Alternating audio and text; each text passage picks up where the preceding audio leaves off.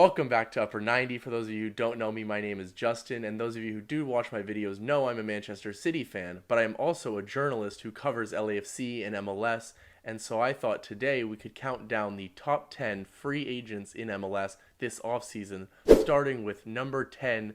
It is San Jose Earthquakes right back Tommy Thompson, and the 27-year-old American is really in the prime of his career at this point. He had 1 goal and 2 assists last season for the Quakes, but it's hard to look at stats when you're talking about a player who is on the worst team in the Western Conference. However, I view Tommy Thompson as one of the better right backs in the league. I see him as very versatile. He's good defensively, but he's also very good in possession, keeps the ball, passes it well, can progress, whether it be through passing or dribbling, and then gets in that final third to help out as an attacking fullback. So for me, he is definitely the best right back on the market this offseason and has to come in at number 10, even though he's only valued at $1 million on Transfer Market. At number 9 is Colombian center back Eddie Segura, who I considered leaving off this list entirely due to the fact that he has a serious injury at the moment and his return timetable is just completely uncertain. But when fit, he is one of the best center backs in the MLS, and that was shown 2 years ago for LAFC when he was fit. But obviously last season he has been injured and continues to be injured, so he falls from the very top of this list all the way to 9th.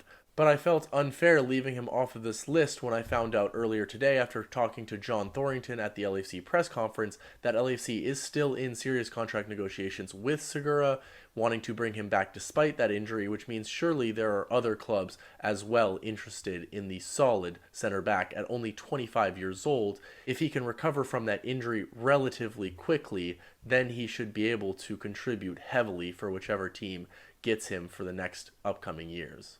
At number 8 is Slovakian central midfielder Jan Greguš, who of course also ended the season with San Jose in last place in the Western Conference, but still managed to rack up 6 assists in his 27 matches for the Earthquakes this season.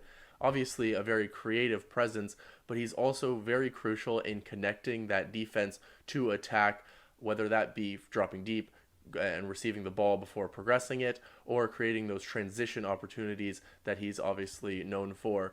So I think that at 31 years old, coming from San Jose, any team who needs that link between their defense and attack, somebody to control that midfield, Jan Greguš is the perfect option because anywhere really is a step up from San Jose, and he would be eager to take the deal.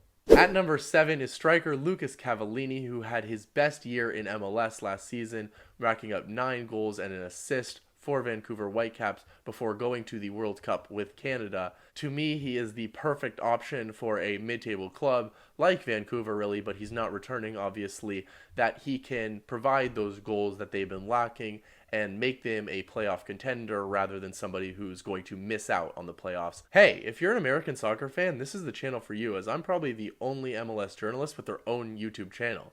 Please hit that subscribe button and help me reach my goal of 1,000 subscribers.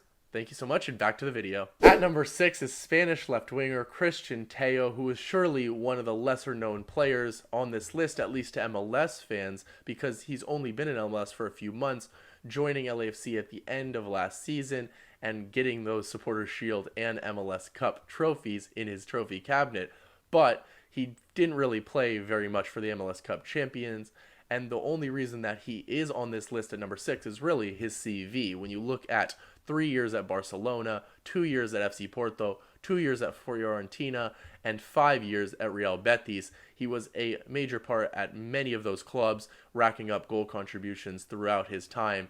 And he could really be one of the better players in MLS, but he doesn't crack the top 5 because he hasn't proved it in MLS yet. You know, he's only been here for a few months, hasn't really made a huge contribution, although he was obviously on a team that is hard to break into last season. So if he decides to stay in MLS, I have full faith he will make a large impact, but it's that question of what he decides to do with his career.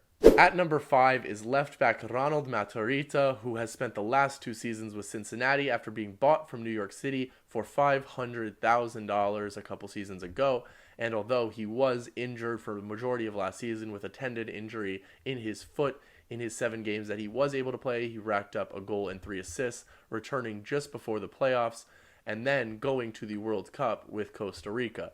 He is undoubtedly one of the better left backs in the league and will be highly sought after. At 28 years old, any MLS team in need of a left back will want Ronald MATARRITA. At number 4 is Norwegian striker Ole KAMARA, who had 9 goals and an assist last season for DC United, but that is a down year for somebody who is capable of incredible numbers in MLS. He's shown it for Columbus and then Galaxy and now DC United, getting pipped in 2021 to the Golden Boot by Tati Castellanos after scoring 19 goals plus 4 assists in that 2021 season.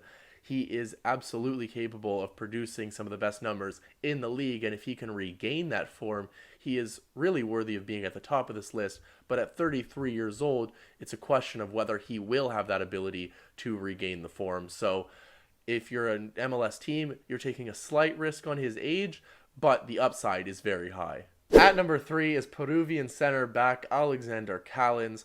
Of course, spending last year with NYCFC and leading them to the Eastern Conference Final as their best defender, being obviously extremely defensively solid, but also he is a huge threat going forward, scoring 5 goals and an assist in their 27 regular season matches.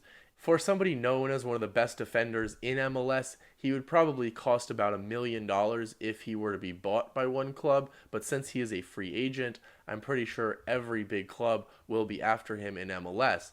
There were 3 major center back targets this offseason with Aaron Long, Matt Hedges, and of course CALLENS, and now that Long and Hedges are off the market, CALLENS will have all the leverage with whichever clubs are going after him. Staying in New York, at number 2 is American goalkeeper Sean Johnson, who racked up 14 clean sheets last season for New York City, tied with goalkeeper of the year Andre Blake in that category. And really the only reason Sean Johnson hasn't won a goalkeeper of the year award in his time in MLS is because of Andre Blake. Sean Johnson is undoubtedly one of the best goalkeepers in the league, having been in and out of the U.S. men's national team over his career. After debuting in 2011, he has racked up 3 Gold Cup trophies in his time there.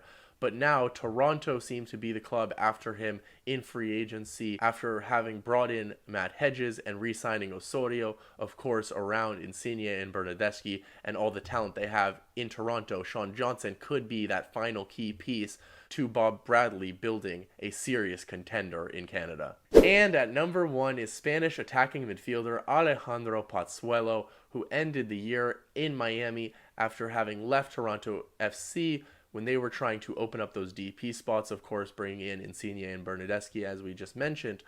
But it was a huge pickup for Inter Miami. He racked up 6 goals and 9 assists over that 2022 season in 27 matches with both Toronto and Miami, of course. But he is the only former MVP on this list, and really a top talent in this league for whoever can bring him in. He is obviously a DP level player and can continue, in my opinion, to be one of the best players in MLS. So he has to top this list at number 1. Thank you so much for watching. If you enjoyed the video and you're an MLS fan, this is the channel for you. So please hit that like and subscribe button and help me reach my goal of 1,000 subscribers. I will see you next time.